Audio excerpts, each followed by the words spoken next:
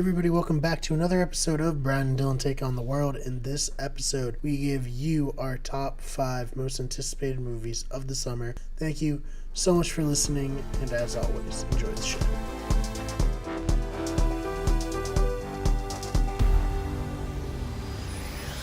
Hey guys, welcome back to Brian and Dylan Take on the World. The two brothers from another mother, the two bros from a different hoe. Oh man. I am your co-host Dylan, and I am joined by my other co-host and good dear brother from another mother, Brian.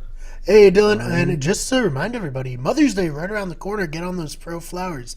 They don't sponsor us, but they are pretty much the easiest way to go. Yes. So we've resorted. We're not going to get sponsors, so we resorted to just giving free ads. Right, exactly. Sound official. So, Brian, I am very excited for today's topic, which is our summer preview, but our top 5 movies we're most looking forward to that are coming out this summer, but it's just easier to say summer preview. Summer preview. That's a very long title. I'm also incredibly excited, and it's nice too because it's going to break up. We just had a movie review, and then we're going to do movie reviews for the next couple of weeks. So it's a nice, all right, guys, here's what's coming up soon, the coming attractions, if you will, for the podcast. Yeah, we've been very, I guess you can say, very Marvel, and going to end up being very Marvel and Disney heavy. Last week. This pretty much owns Hollywood at this point, let's be real. Yep, and then right after Deadpool 2, which we will obviously be reviewing the weekend it comes out, we would then have Solo the weekend after that. So it's a pretty exciting week. So it's nice to get away from talking some superhero stuff. Yeah, well, just a quick superhero thing. I don't think I told you yet. I saw Justice League this weekend. Oh, wow. Yeah, so it's hard. I am a huge DC fan. Yep, same and here. I love the characters of Justice League. Same here. So I had no expectations going into it. So I enjoyed it for what it was. Obviously, it's not as good as the Marvel movies, obviously. And I already kind of thought it was going to be the worst thing ever. So I was pleasantly surprised, if that makes sense. I'm sure I'll get flamed for sharing this opinion, but... Well, no, I think it's an average movie, which in this day and age of superhero movies, you can't have an average movie. Right. Yeah, especially with the Justice League. I think it was probably their the DCEU's second best movie behind Wonder Woman. Yeah, I liked it more than I thought I would, so I can definitely see that. It's still not that great. It has a lot of flaws. I don't know. The tough thing about DC, and I was same here, I was always, before, even up until recently, I thought I was always DC first, Superman, Batman. It's just the MCU has done everything right. They as we saw this past weekend and the weekend before that Marvel took, how long was it? Like 12 years? Something like that, like 13, right. 10, meticulous planning. 18, 19 overall movies to get to Infinity War, and they're not even done telling the story they want to totally tell. So they invested and took their time, whereas DC made a not great Batman versus Superman movie, made a pretty bad Suicide Squad movie with an abomination of a Joker. Although I think, side note, I think Jared Leto could be a really good Joker, but I think the Joker they were trying to do was just terrible. Yeah, if you have better material. And also he's in like 5 scenes. Yeah, he's Suicide Squad, and so all the marketing. So underused, and now I think Jared Leto's Joker is just done. I don't think they're going back to that. And then now there's this wonky, how they're doing spin-off movies that have nothing to do with the DC universe anymore. They're doing a Martin Scorsese produced Joker movie starring was it Joaquin Phoenix? Joaquin Phoenix is the Joker. What I heard too. Which I like that a lot, but it has nothing to do with the rest of the DC universe. That now Ben Affleck wants out as Batman, so I know, that kind of sucks. I like him as Batman. I did too. I think overall I still prefer Christian Bale and Christopher Nolan's Batman. Yeah, I mean, obviously if we can choose. I agree. I thought he was really good. I thought he was more like comic book, like Arkham Asylum type Batman. But now he wants out, so now they're gonna have to reboot the entire Batman series, which I am kind of happy about, only because Matt Reeves, who directed all the Planet of the Apes movies, is helming that, and I think he's a really good director. The And rumor critically has it, acclaimed trilogy, yes, like Planet of the Apes. very good, and he's now courting Jake Gyllenhaal apparently to play Batman, which I can get behind that as well. I love Jake Gyllenhaal. He's an amazing actor. It's just, yeah, I mean, I don't want to dive too deep into DC today. Yeah, sorry, I took a sidetrack. But you got me going. Yeah. But I agree. Justice League, it's like a decent, not good, not great movie. But I'm glad you saw it, because I do think it's a movie that people definitely should see. 'Cause it's better than other things that are out there now that people go and watch. So I definitely think it was worth the watch. But also, I'm curious, did you think that the villain in that was pleasing at all? I mean, no, that's honestly the biggest complaint I have. Is Steppenwolf is just such a meh villain. I think the biggest, which makes me a little more excited for this universe, the biggest people that stole that movie the most was Aquaman and Flash, which obviously it's their first appearance for both of them. Flash was in a little bit in Suicide Squad, but you don't really get to see him talking. You see him in the flashback in Batman vs Superman. But I definitely think they stole that movie for me, and I'm excited to see them have their own little movies. And I think Aquaman, who is your favorite superhero, I think that there's a lot of promise with Jason Momoa. And, man, I was like watching it, and I was like, holy shit, Aquaman. Yeah, he's on screen. They actually did it.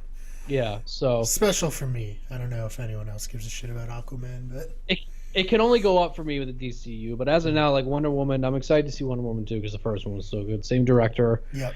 So we'll see how that goes. So cool. Well, like I said, sorry to take that on a tangent. I just wanted to share.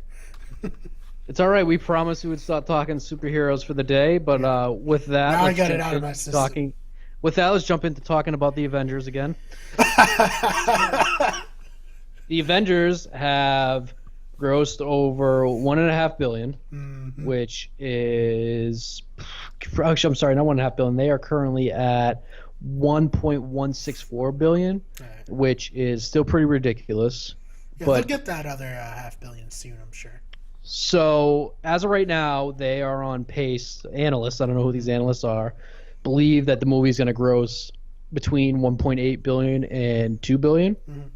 Which would, if they break the $2 billion mark, it would only put them in the same $2 billion category with Force Awakens and Avatar. Yep, makes sense. I don't know if I've ever talked about this before. I think Avatar is one of the more overrated movies I've ever seen in my life. Yeah, I think when we went to see Ready Player One, we were talking about it in line, but I don't think it was ever on the podcast that you. So yeah, share your feelings on that. So I mean, I don't want to get too much into that either. I just think Avatar is very overrated. I think it was like a product of like the 3D IMAX coming of age, and I think that it just took advantage of that. I don't think it's a good movie at all. Like every time. Also, I don't think anything else came out around it for like a month. Yeah, and like I like James Cameron a lot. It's tough not to, but just like every time I've only seen it once from beginning to end, and I remember buying it on Blu-ray because I was like, oh, I heard this movie was really good, and I'm like, it's not that good. It loses a lot of the appeal without the IMAX. Let's be real. But I mean, I digress. It's still $2 billion. That's nothing to sneeze at. But I think Avengers is going to do it, and what's even more important is that they're going to do it during the summer season. Yep. And so the summer record holder is Jurassic World with 1.6 billion. The only non-Disney movie in the top 10 of all time. Only non-Disney movie. Well, other than Avatar, of course. Yeah, the highest-grossing summer movie of all time, which is impressive because Force Awakens and Avatar came out during the Christmas winter season, which in the article that you and I were reading, they explained that that's pretty much like there's one or two really good movies, but it's also Oscar time, so they have a lot of like artsy type movies out. Yep. So really, the blockbusters are basically competing with themselves at that point. Yeah. And obviously, Star Wars is going to make that money either way. I think I saw Star Wars 6 times between the time it came out in December, between like the end of January. Star Wars could like literally release on a Tuesday in like October and make $1 billion. So yeah. So what's really impressive about Avengers and even Jurassic World is that you think about the summer, which we'll be talking about today. There's a shitload of movies that come out between the beginning of May and the end of August. Yes. So you figure like you're going to see something like, for example, Deadpool. You go see Deadpool one weekend, and then Solo comes out the next weekend, and you have those two basically jumping off of each other. So you're not going to have the same people going to both movies both weekends like we No. are with Avengers. And I'm probably going to end up seeing Avengers once or twice more. Right. And I've already seen it twice in theaters. Yeah. So I really think they're going to get there. But it's very, very impressive because, like I just said, you're competing with other blockbusters. So that's huge. And I was thinking about this right before we jumped on. If they're going to break the $2 billion mark now, imagine what's going to happen once they come back next year with the second part of Infinity War. Yeah, that's a You're good going to have point. basically everyone returning who's going to want to see what happens. And you're going to have, like, obviously the few stragglers are going to be coming in that want to see it too. That's going to be pretty insane because that's the end of Phase 4. Which is pretty big because, as we've theorized, it may be the end of some other major characters in the MCU. So, it's very cool to see because it's a very, very good movie. It's obviously the superhero movies make enough money, but it's a cool thing to root for them to get in the $2 billion. So it's money we'll never see, but. Come on, this is going to be the first $2 billion podcast. I'm rooting for the rich to get richer, but it's only because they bring me entertainment, so whatever. Yeah. They give us escapism from our lives. No, I feel you, and it's obviously really cool for Marvel. Like we were just saying, I was a DC guy growing up, but the Marvel movie is just undeniably quality. And I'm gonna be interested to see how it holds. Like you said, Deadpool's coming out this weekend, and Solo next weekend, and then Solo the weekend after that. Yeah. That's crazy. But it was a smart move for Avengers to move up just 1 week. They basically had 3 weeks of no rivalry with any other movies, which in a week they're going to be competing with themselves basically anyway. So yeah, there's only one movie I can think of that drew me away from Avengers right now. I don't want to derail the podcast again, but a little bit. But I saw A Quiet Place the other night. Okay. Ryan, we have a limited amount of time. I know, I'm sorry. It was very good, but we'll talk about it another time. I think maybe we can do like a one-off little spoiler discussion maybe later this week. I'm super down for that because I enjoyed it quite a bit. So make sure you check back another time. We'll do a little spoiler quiet place. Cool. So, all right. So kind of leading in with Avengers, going into Fortnite, we have a little bit of a crossover. So Fortnite is teaming up with Marvel and the Avengers team because I guess the Russo brothers who directed Avengers were very, very big fans of Fortnite, which is not to be. Why did they have the time? Yeah. So they're like, whatever time they had to play this, they took advantage of right? it. So there's going to be a crossover where there's going to be a mode called Infinity Gauntlet Limited Time Mashup. Yeah. And so basically the premise of that mode is that there's going to be an Infinity Gauntlet somewhere in the map that has all 6 Infinity Stones. Right. And once the player acquires that gauntlet, they become Thanos. Oh my god! And it gives them like I don't know if you get the Thanos glove that you get snap your fingers and like take half of the people out. I know that would be pretty fucking insane if that's how that'll be a lot of fun. But Dylan, we have to stream this. We have to become Thanos.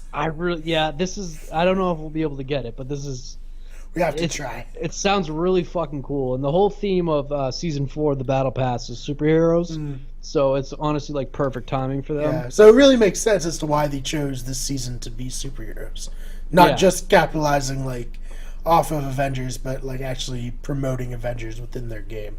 Yeah, so this is gonna be a lot of fun, and it's a mode that I'm definitely gonna give a try just because it's Thanos, but also I'm gonna be curious what happens once you get the gauntlet.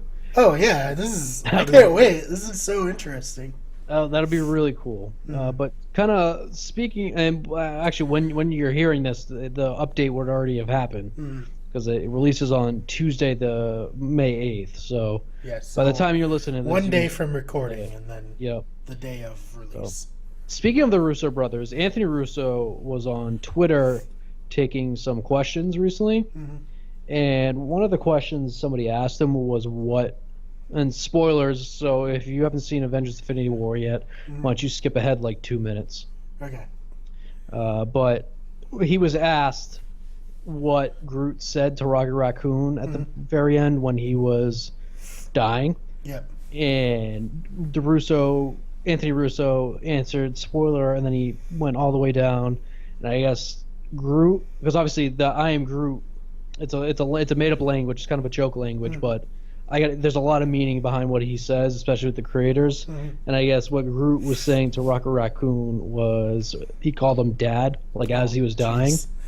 Whew, So that's tough. it was like a painful like right before he dies, which is really sad because they've explained in the past that this little teenage baby Groot is not the same Groot from the first Guardians of the Galaxies. It's almost like it's his son. Yeah. That Groot is completely dead, so this one is kind of like his offspring, and obviously Rocket Raccoon's kind of been raising him, so super sad. It adds even more sadness to that scene. So As if that scene needed any more heartbreak. yeah.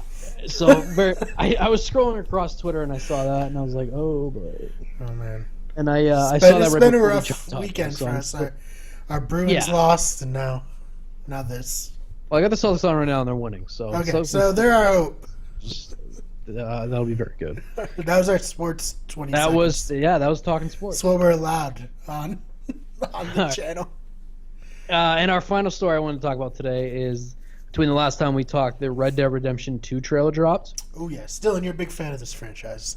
I am. I'm a big fan, really, of anything Rockstar does, but particularly the Red Dead Redemption game that came out, I think, 8 years ago. I think it was. I believe it was like 2010. That sounds right. Yeah.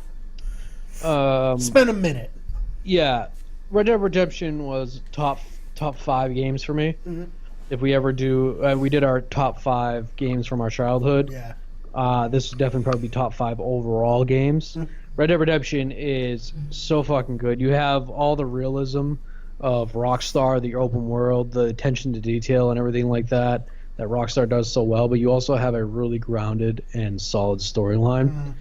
And so Red Dead Redemption 1 took place in I think like 1908, 1909, 1910, 1911, around that time, where the Old West was pretty much already dead, and that was kind of the whole premise of that movie, was that the outlaws are gone, and John Marston was really one of the only few outlaws left. Right.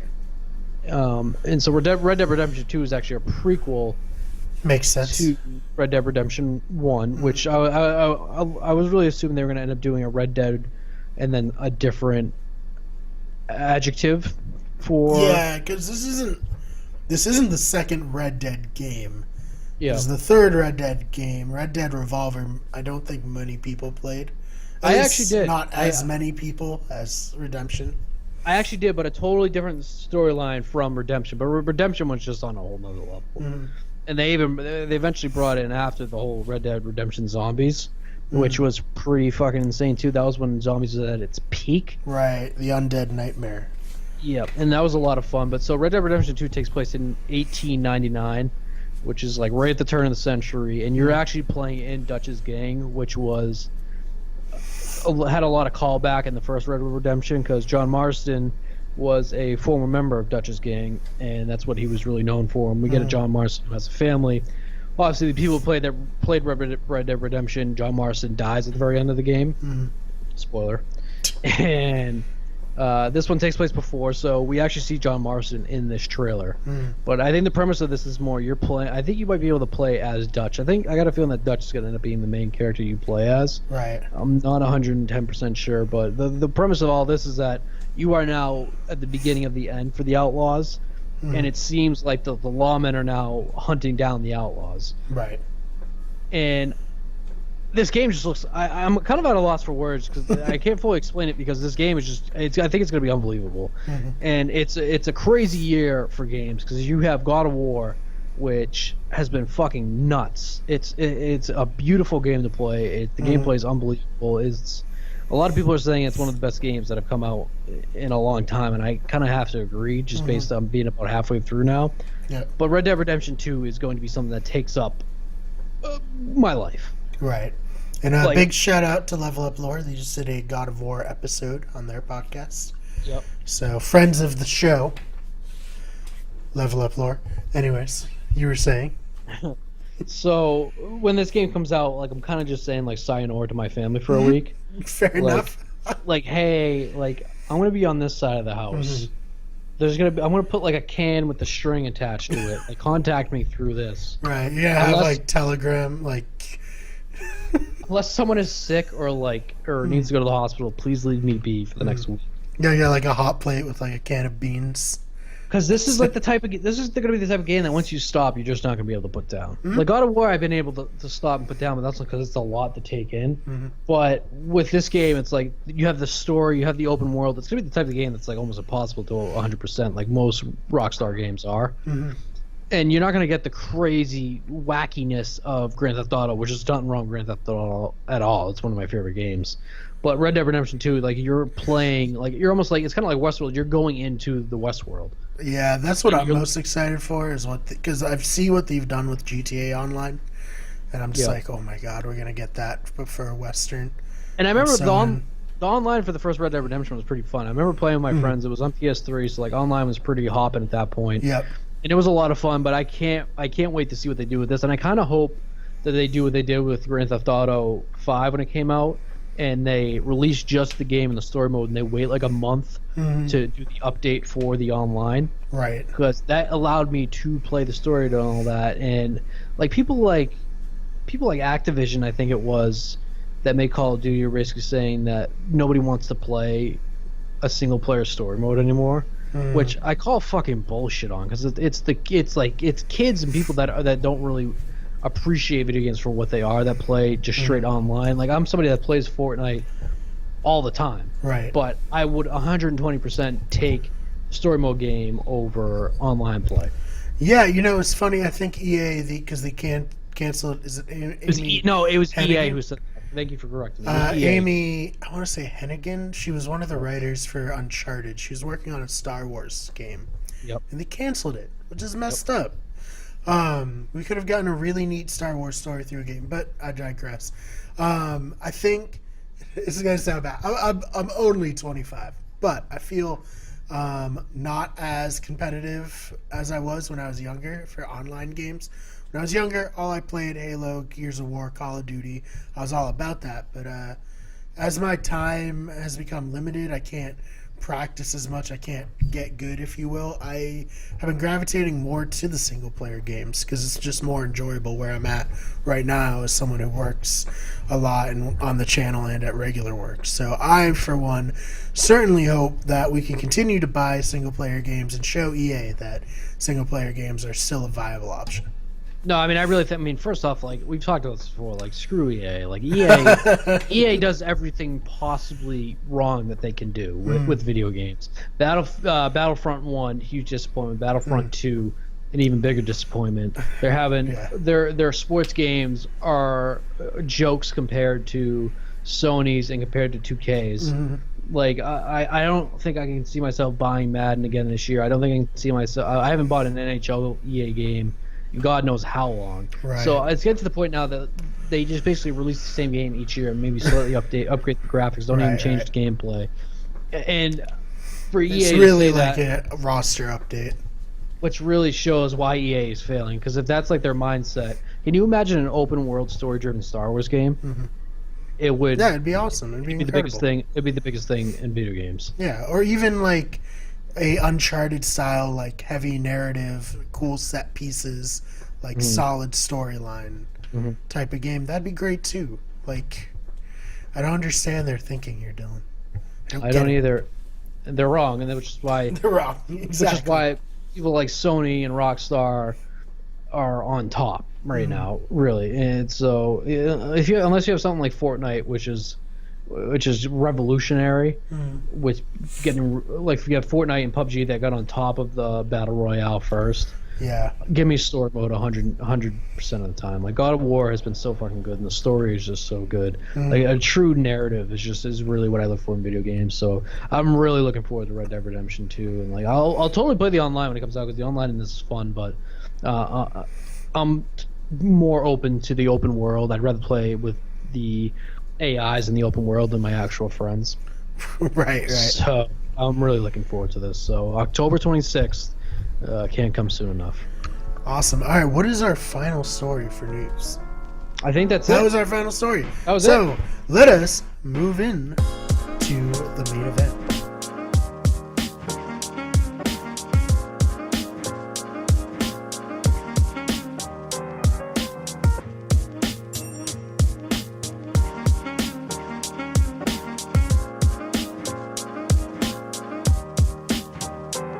So, we are doing the top 5 most anticipated movies for the summer. Each of us have our own top 5 list. I'm sure there'll be overlap.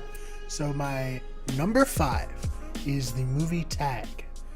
Coming out June 15th, 2018. This stars Jeremy Renner, John Hamm, Ed Helms, Hannibal Buress, who I love, just hilarious guy. Isla Fisher, Rashida Jones, and of course, there's one more. Of course. Of course. How can you forget forget Jake Johnson? That was the guy. I love Jake Johnson. Yeah, he's great. He's hilarious. This is a great cast.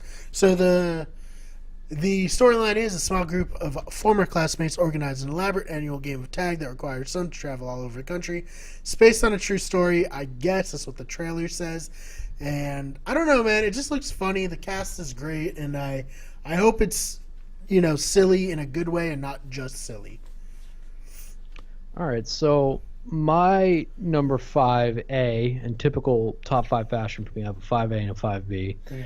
I have Mission Impossible Fallout, which is coming out on July 27th. Is that movie ever coming out? Because I feel like every time I've gone to the movie for the last year, that trailer it's been before the movie. It's finally coming out. This is the famous movie that had Henry Cavill contractually binded to his mustache, which, as we just talked about Justice League, I'm sure you saw the very terrible edits of his mustache in that film. Yeah.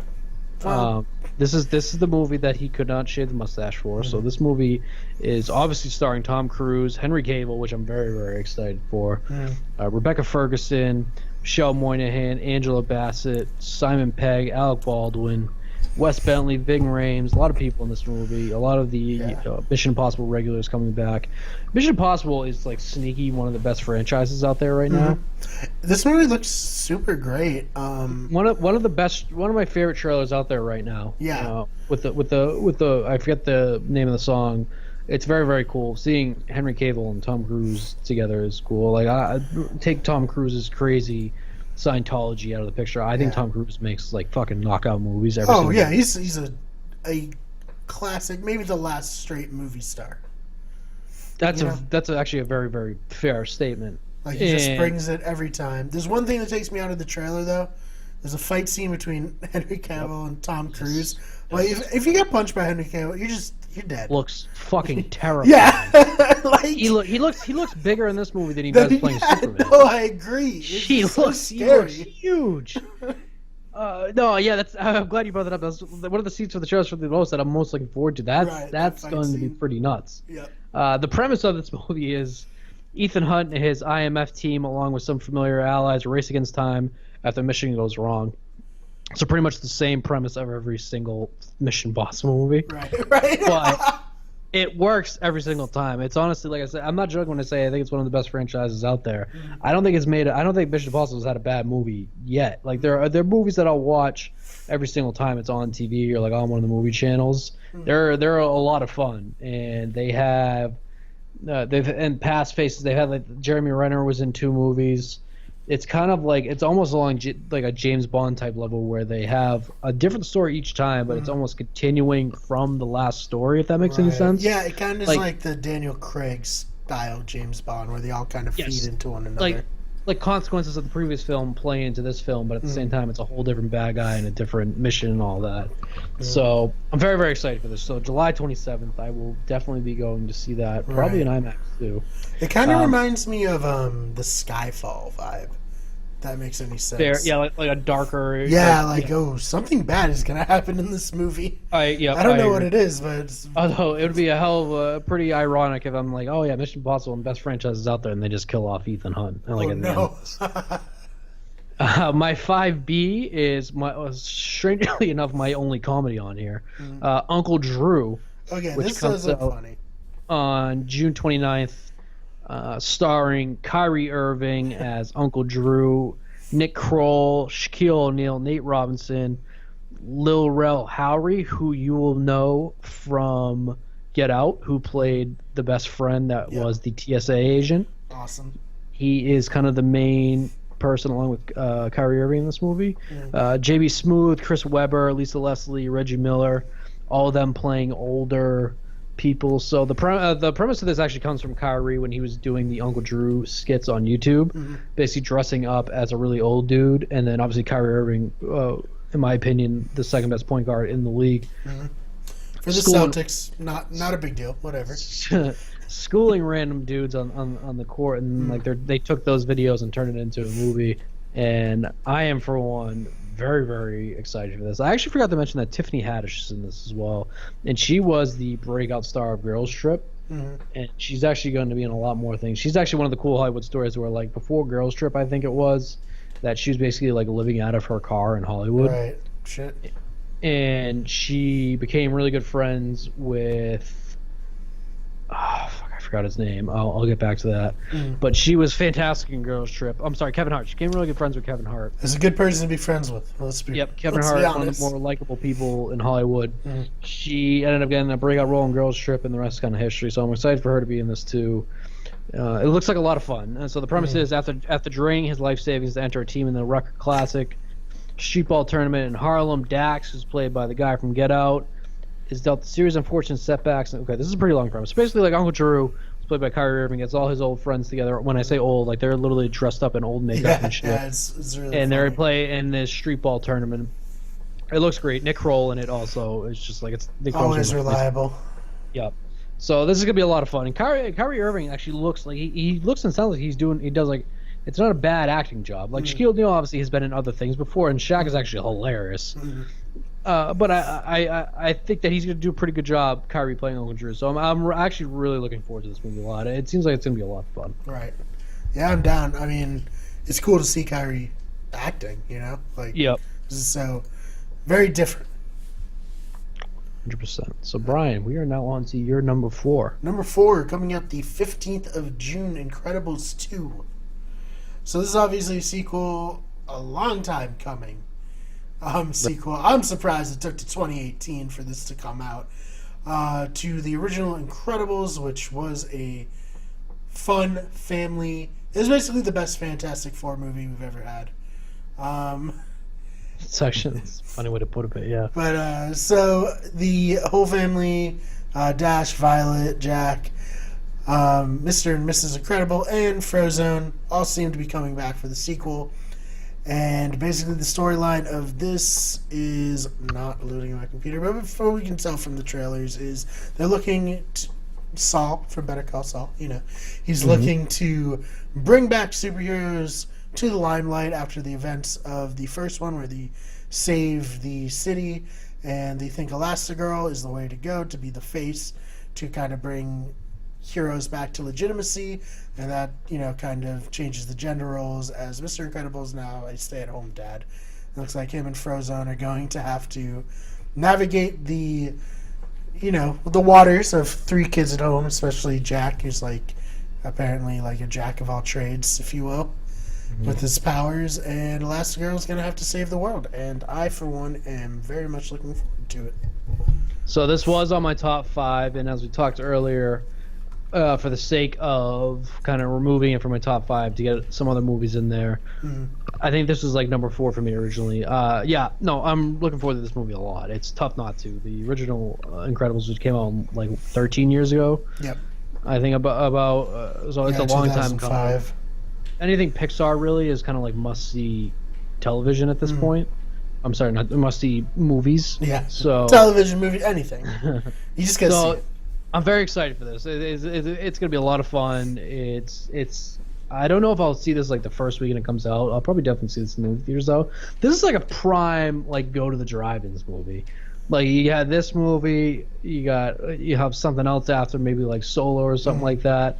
This is a very cool movie that I'd happily go to the drive-ins to see. I don't really know what the fuck the difference is between just going to see the movie theater and the drive-ins, but the drive-ins is cool. So maybe I'll make this my drive-ins movie this year. Drive-ins can either be the best experience or the worst, because sometimes it gets super cold, and other times there's a lot of mosquitoes. If you catch it where there's not a lot of mosquitoes and it stays pretty warm, it's a good time. Well, yeah, I mean, or you could just bring bug repellent, Oh yeah, well, mosquito repellent. And I'm a big sit in my car guy. yeah, that's I don't fair necessarily too. unless because I don't have my truck anymore, so I'm very big on like just sit in the car. Yeah, I'll keep the windows cracked enough so like I don't die of carbon monoxide poisoning. right. But I'm big sit in the car. You know, if it's cold, you turn the heated seats on. If not, you roll the windows down. You kind of spray down your whole car in bug spray. You got a cooler in the back. Yep. So I'm down for a good drive-ins movie this year. So maybe I'll make Incredibles to my drive-ins movie. So number 4 for me, which I knew was going to be on my top 5. For some reason, I thought I was going to remove it, and then I re-talked myself back into it. But it is Solo, a Star Wars story. Oh, okay. This is what I thought. I didn't know you had when we talked earlier. You didn't have it on your list. This will be coming out May 25th, which, as we have previously talked about a lot, Brian and I both agreed that we were going to see this opening weekend and then review it. As a lot of people know, Solo is a prequel, and it's part of the Star Wars story like anthology series, where we have someone else playing Han Solo, who is Alden. I think I'm gonna botch his last name. It's Alden. fine. It's hard to pronounce. Eric. Heinrich. Heinrich. I think it's Heinrich. Heinrich. Very German. Yeah. Sorry, Alden Heinrich, Amelia Clark, which Khaleesi, come on, Paul Bettany, rest in peace, Thaddeus Newton. Paul Bettany's not actually He's dead. not actually dead. Thandie Newton, who we know and love from Westworld. Donald Glover, who I think is going to be the star of this movie, who was kind of already the star of this movie, playing Lando Calrissian. John Favreau, who apparently has a little bit of a cameo in it. Interesting. Woody Harrelson, which I'm actually very excited for as well, because I think Woody Harrelson's a great actor. And we also have Clint Howard, who is Ron Howard's brother, who was also in all of Ron Howard's movies. So it's kind of like interesting, all these Star Wars anthologies. Like, we need like a seasoned actor to play a mentor character. It's like we got Forrest Whitaker, now we got Woody Harrelson. I'm really excited for this, and it's kind of tough because I actually shouldn't say I'm really excited, because I said I wasn't going to make my top 5, but I'm pretty excited for it. And my excitement's kind of gone out the window, because originally we had Phil Lord and Chris Miller, who were the Lego movie creators and directors. Yep. They originally were the directors and writers of this movie, and I guess the first movie they came out with, the first cut, they showed the studio, and I guess it was so fucking bad, the studio was like, okay, well, we can't do this. That's literally what happened. They're like, okay, like we need somebody to come in and finish this film. They're like, whoa, you basically guys write the are whole thing. so fired. So they Holy brought crap. in Ron Howard, who obviously we all know Ron Howard and his accolades, and then they brought in Jonathan Kasdan and Lawrence Kasdan, who Lawrence Kasdan was the director and co-writer, I guess you could say, of Empire Strikes Back. And Jonathan Kasdan is his son, who has a few other writing credits to his name, but I don't have the time to go look for And it. Empire Strikes Back is the Empire Strikes Back of the Star Wars movies. Some have said. Pretty big movie. Yeah. It's every movie apparently just gets compared to the Empire Every movie, anytime there's something Somehow- like dark, it's like this is somehow the Empire Infinity Strikes War is Back. just Infinity War is just randomly now the Empire Strikes Back of the Marvel universe. movies. Yeah. Just like, okay. There was a movie that came. Oh no, they were saying The Last Jedi was the Empire Strikes Back of like the new age Star Wars. And first off, no, it was not. No, it wasn't. No, I'm really excited for this movie, and I think that Alden Heinrich is a pretty good actor. I remember him from one of the Coen Brothers movies that came out a few years ago, Hail Caesar. He was in that, and I thought he did a really, really good job. And so I'm kind of looking forward to him. I'm not one of the people that's like, oh, how dare they replace Harrison Ford as Han Solo. I'm kind of like, I'm whatever with it. And I really, like I said, I think that Donald Glover looks fucking amazing as Lando. And he's really what I'm most looking forward to, that and Amelia Clark, because she's just really easy on the eyes. Right. And, first of all, guys, Harrison Ford doesn't want to play Han Solo anymore. No. Ever again. He's over it. He's also dead. Yeah, he's also very dead. So there's never going to be... Not Harrison Ford. Han Solo is dead. Another person I mistakenly just go off. Oh, man. And then, second of all, I kind of sympathize with the actor. Like, everyone else... Well, not Donald Glover. But Donald Glover I don't think anyone worries about. But there was a lot of reports that they, like, hired an acting coach and stuff I don't know for the lead. not to cut you off because I wouldn't touch on that. I don't know how true that is. Right. Because, like I said, I think he's a fine actor, but how bad could you be to have to have an acting coach when you're in Hollywood? Clearly you got this role because you're a good actor. Mm-hmm. But my biggest question is, was he trying to play Han Solo was he trying to play Harrison Ford playing Han Solo, or was he trying to play Han Solo? I think that's kind of where I was going, is like Emilia Clarke, Woody Harrelson, they're playing characters that have never appeared before. There's no expectations for these characters. They can make it their own. They can add whatever nuances they want. Where Han Solo has to be a very specific way, or people are going to get mad, like really mad, like uncomfortably so. So I think that was like the worry, is like, no, you're not playing it like Harrison Ford. You need to play it like Harrison Ford. I agree, and it's gonna suck too, because like you just said, I sympathize with him because he's not gonna be able to live up to Harrison Ford. It's a type of movie that's gonna be purely story driven as well. Where, like I said, you're living up to Harrison Ford, that's one of the most iconic roles ever in Hollywood, right? And probably like the biggest movie star ever in Hollywood, Harrison Ford. If you look at some of the goddamn movies he's been in. So, yeah, he's kind of like, it's a battle he's not going to win. It sucks, and it's a battle that everyone knows he's not going to win, probably including him. Right. And he's still gonna get shit for it, but even if the movie fucking blows everybody out of the water, I think he's still gonna get shit for it. But I said before, I think this is Donald Glover's movie to shine. And then we also have Chewbacca as well. Yes. So I'm really looking forward to Chewbacca. So a word to anyone who's gonna get offered the role of Indiana Jones in the future, like maybe not, maybe don't do it. No, I agree. It's tough for me too. I think Indiana Jones would be a lot more easier for people to deal with than Han Solo. That's fair. When it comes to Star Wars fans, like really hardcore, old school Star Wars fans, like I think that this is almost like they're getting ready to drink the cyanide and the Kool-Aid with this movie. So, right. All right, on to number 3 for you. My number 3 is Ant-Man and the Wasp. This is a sequel to Civil War. A prequel to Infinity War. It stars Paul Rudd as Scott Lang and Evangeline Lilly. She's coming back. She's playing the Wasp in this movie, which is really cool because she was in the first movie as a supporting character, kind of like the, computer person. The person that's like in every movie where it's like, yeah, we're watching you from the command center. Now she's going to be out there in the field. She looks super badass. This movie is going to show Scott on house arrest, and as he kind of deals with he's a hero, but he's also a criminal, and his kind of actions have really negative effects on his family because of that, and he's kind of dealing with the internal struggle of, am I a hero? Should I be a hero? Should I just be a father? And it looks awesome. I very much enjoyed the first Ant-Man.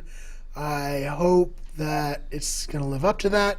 It's going to be kind of a change of pace just because what we saw by the time it comes out 2 months ago in Infinity War. I'm interested to see how it plays into Infinity War, if at all. And it's just a movie that's coming out at a weird time for when it's, placed in the MCU's timeline. So this is number 3 for me as well, Ant-Man and the Wasp. So kind of perfect timing. Yeah, I 100% agree. I think I wasn't really big on the first Ant-Man movie.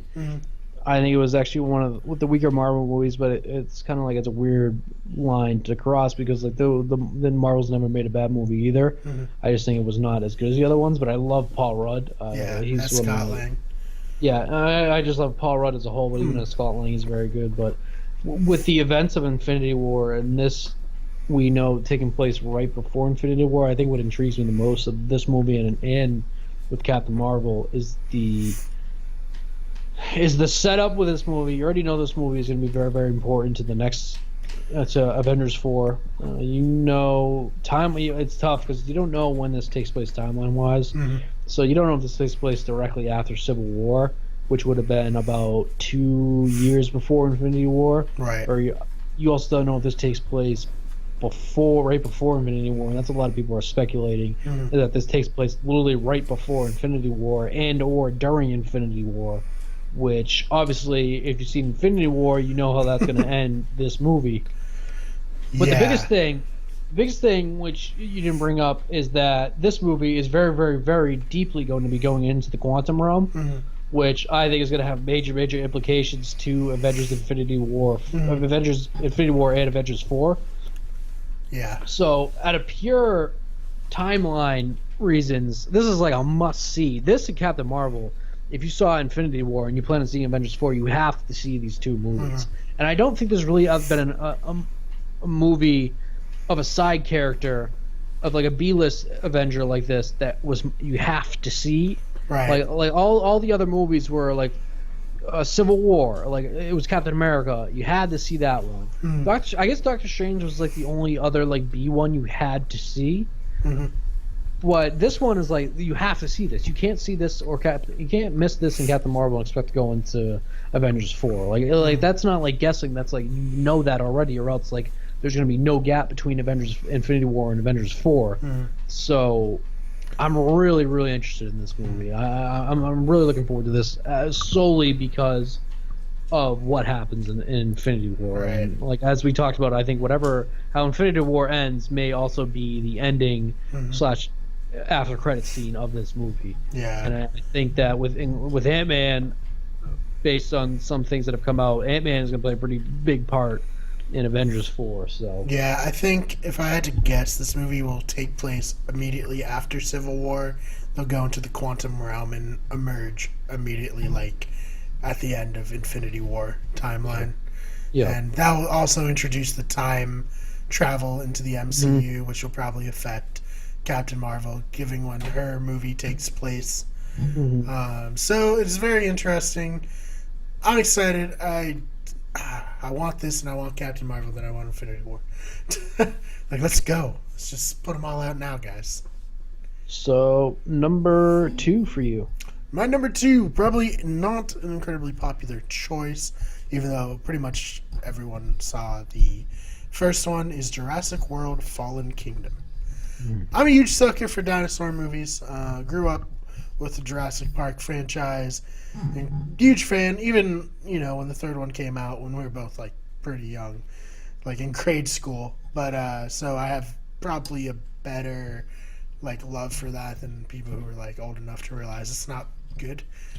And I really enjoyed Chris Pratt in Jurassic World.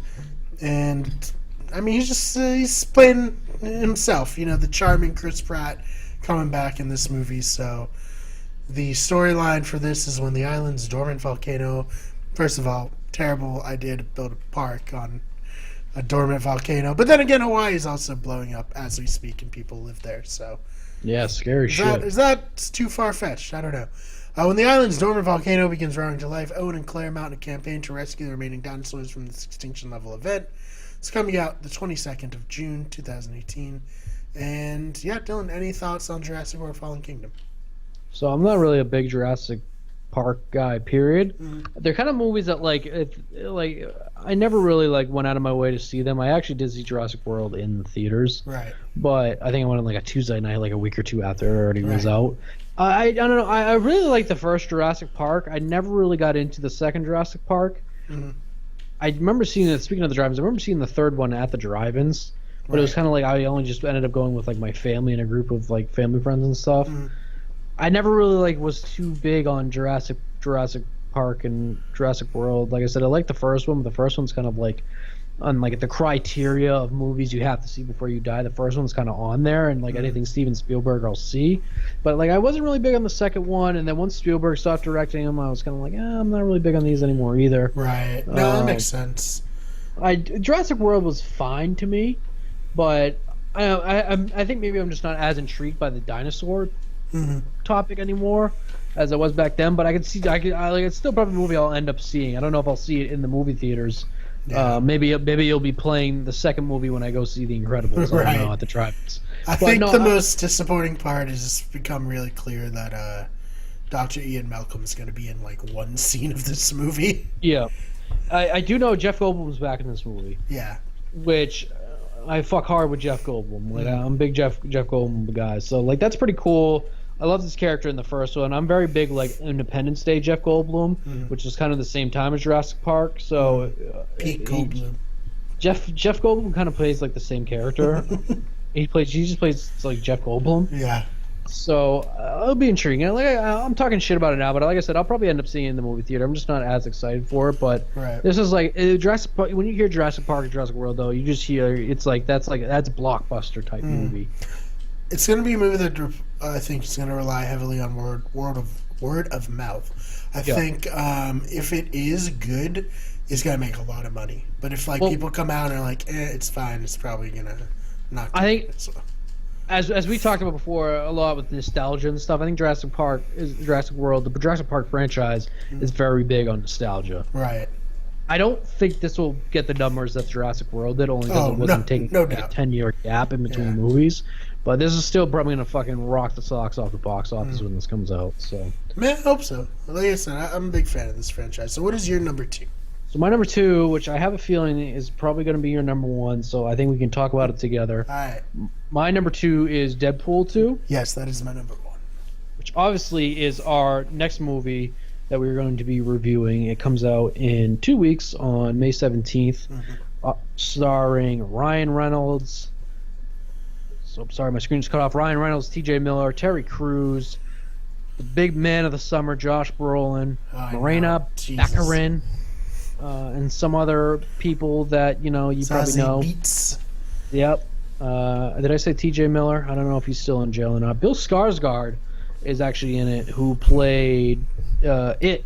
Yep. And the clown in It. And I think he's actually a pretty good actor. Yep. So that's pretty exciting. Deadpool 2. Everybody listening to this knows what Deadpool is. Deadpool 1 was fucking awesome. It was everything you wanted Deadpool to be. It took away all the seriousness of superhero movies. It's basically a satire superhero movie while having some of the best action and comedy in a movie you could really want. It's really it's a perfect type of superhero movie. Like you either want it's a perfect balance, I should say. You either want the super serious superhero movie, or you want a movie like this because you can't have just like straight comedy. But this is as close as you can get to a straight comedy and being serious and being fucking hilarious and having amazing action. Josh Brolin as Cable seems like it's pretty insane. Yeah, they crushed that casting.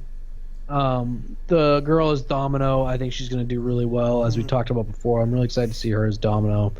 Zazie Beetz. How can you not love Terry Crews as well? He's just infinitely lovable in all things. And then the biggest thing, obviously, is Ryan Reynolds. Like that's as perfect as casting as you can get as Ryan Reynolds as Deadpool. He's so passionate about the role and does literally anything he can to help promote it and make it a reality. So my one really big hope with this movie is that we get a Wolverine appearance, which I kind of got like a little bit of a tease because Hugh Jackman. That's who plays Wolverine, right? I always got him. I always, for some reason, freaking the other guy, Hugh Grant. Sorry, Hugh Jackman. Obviously, he posted a thing on his Twitter of him singing a song, and then all of a sudden, as he pans the camera, fucking Ryan Reynolds is as Deadpool laying in his bed in the Deadpool costume. Yeah, so that was interesting.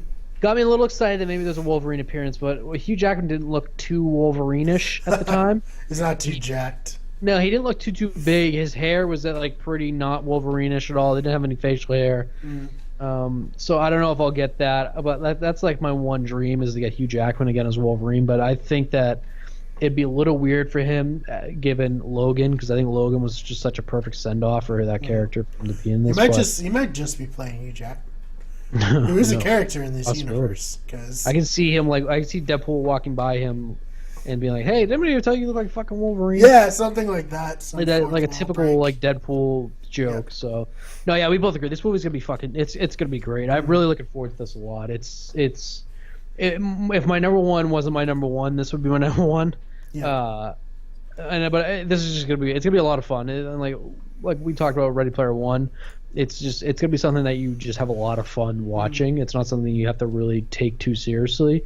Right. While at the same time, the story and the comedy and the action are all gonna be spot on. Hopefully this isn't a fucking bomb, but I can't really see that happening at all. I can't either. I think it'll be fun. So May 18th, yes. one week from this upcoming Friday. All right, Dylan. What is A big number one. It's a movie. I am getting away from the superheroes, the comedies. My number one is Sicario: Day of the Soldado. So this is the sequel to obviously Sicario. Sicario. Originally, I think this was supposed to be called just Soldado, and I guess like Sicario means hitman in Spanish, and Soldado means soldier. And I think for the sake of kind of making like a little bit of a franchise and having the returning viewers come back, realizing it's a Sicario sequel, I think they ended up making it Sicario: Day of the Soldado instead of Soldado. But anyways, if you didn't see Sicario, it is one of the best movies that have come out in the past 20 years. That's okay. Shit, I gotta see this. The first Sicario was directed by Denis Villeneuve. Directed Blade Runner 2049, directed Prisoners. He directed, obviously, Sicario. This Sicario, the first one, and all of the movies that I praise are written by Taylor Sheridan. All the movies I'm referencing are Hell or High Water, Sicario, Wind River. He just writes really, really well told, gritty, kind of like realistic stories. A lot of them have to do with either the U.S.-Mexico relations, which is kind of the theme of Sicario. So the theme of this movie is the drug war on the U.S.-Mexico border has escalated as the cartels have begun trafficking terrorists across the U.S. border. To fight the war, federal agent Matt Graver, who is played by, surprise, surprise, the star of the summer, Josh Brolin, reteams with the merciful Alejandro, who is played by Benicio del Toro. So the Collector. Who is one of my... So you have Thanos and the Collector together once again. Cool. I dig it so far. Also starring Catherine Kinnear, Matthew Modine, Jeffrey Donovan, who you'll know from Burn Notice. Jeffrey Donovan, Benicio del Toro, and Josh Brolin were all in the very first one. The first one also starred Emily Blunt, who will not be returning. This one, it actually also had... I'm not even gonna try botching his name, but the guy from Get Out, who also was in Black Panther. I'm gonna give his name a go. It's David, Daniel. Sorry, Kaluuya. Yeah. I think that sounds about right. He was also in it. The Sicario one, I think, is by far Taylor Sheridan's best writing movie. Wind River right behind it, which is also on Netflix right now. I recommend to check that out. Okay. These are movies I'm definitely gonna check out. By the way, they're realistic. He doesn't pull punches at all. It's like it's the type of movie. The movies are all of them really. You're just on the edge of your seat the whole time. I'm a huge Emily Blunt fan, so yeah, she does really good in the first Sicario. I can't say enough good things about the first Sicario, and I really have high expectations for this. It's a movie I'm really anything that Taylor Sheridan writes. I'm kind of just all aboard right away. So I actually saw the trailer for the first time for this movie this weekend when I went to see Quiet Place. And I didn't know it was a sequel to Sicario, but I was like, just from the trailer, I was like, "Ooh, what is this? This looks good." Yeah, Sicario probably should have been up for an Oscar. I don't remember if it was. Hell or High Water was up for best original screenplay, and then Wind River, which when we did our Oscar show, I said was probably the biggest snub of all the Oscars. I didn't even get nominated for best original screenplay. Wind River is so fucking good, right? And so I have really high hopes. I think that this will probably be up for Oscars discussion come the end of the year. So awesome. I will make sure to watch the first one and catch this one. Yep, and it comes out the same day as Uncle Drew too, so I may just go see this and then like double feature it. Yeah, just maybe I go see this at the drive-ins too. I don't know if they'll put Uncle Drew. A match made in heaven. That's an odd duo, but yeah, my number one Sicario: Day of the Soldado. Looking forward to it a lot. Awesome. Well, is there anything else you'd like to add before we sign off? I don't. I'm looking forward to jumping on Fortnite tomorrow / today and playing a little Thanos mode. Awesome. Yeah, like I said, I would love to stream that. So look forward to that in the future. Hopefully we'll be able to get some W's, get some Infinity Stones. Make sure you check out our Those Fake Nerds updates. Subscribe to this podcast on iTunes. Rate, send it to your friends, unsolicited. Just Facebook message them the link. They'll appreciate it. I promise. And as always, thank you so much for listening. See you guys. Love you.